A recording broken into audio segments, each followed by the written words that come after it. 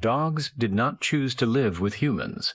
Humans chose to live with dogs. That sentence sounds right. It feels obvious. It is almost certainly wrong. Dogs did not get lucky when they stumbled into human society. Humans got lucky. And for most of history, nobody noticed that the whole arrangement was built entirely on the dog's terms, not ours. Before any of that happened, dogs were wolves. Not the friendly kind people imagine. Real wolves. Hunters built for long nights and hard winters. They traveled in tight packs across enormous open land. They read each other perfectly. They communicated without a single sound. And they had absolutely no interest in the strange, loud, fire-making creatures living nearby. For thousands of years, wolves and early humans mostly stayed out of each other's way. Then something shifted. And once it did, the world was never the same again. Around 15,000 years ago, early humans were not building cities. They were not farming. They were moving constantly, crossing huge stretches of land in small groups, hunting whatever they could find, and fighting to stay alive through every single season. They left behind enormous amounts of waste, bones, scraps, half-eaten kills, rotting food that had no value to them anymore. And some wolves noticed. Not all wolves, not the bold, aggressive ones. The ones that noticed were the calmer ones, the ones with slightly less fear of humans. They crept toward human camps after dark, staying far enough away to run, close enough to eat. They were not being tamed. They were making a business decision. Here is where the story gets strange. The wolves that were calm enough to hang around human camps started getting more food than the ones that stayed away. Better food, actually, less effort, and over many generations, those calmer wolves had calmer puppies. And those puppies had puppies. Slowly, without anyone planning it, a new kind of animal started to appear, smaller than a wolf, less aggressive, a little more comfortable around people. The physical changes came later, the floppy ears, the softer faces, the wagging tails. But underneath all of that, the real change was this. They had learned to read humans better than any other animal on Earth. Scientists have tested this. They ran a simple experiment. They hid food under one of two buckets, then had a human point at the right one. Chimpanzees, one of the smartest animals alive, could not figure it out reliably. Dogs, even very young puppies, with almost no experience around people, got it right almost every time.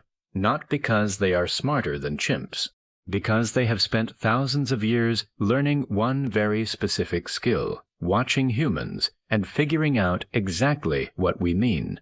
A dog does not just see you pointing. A dog understands that you are trying to help. That is not a small thing. No other species learned that.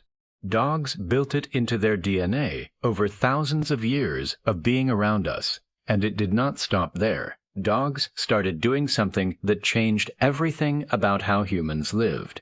They began guarding camp perimeters at night, not because anyone trained them to, because anything that came near the food they depended on was a threat to them too. Early humans suddenly had a warning system, one that never slept, never got distracted, and could detect things no human nose or ear could catch. They began helping with hunts, flushing animals out of hiding, chasing prey into corners.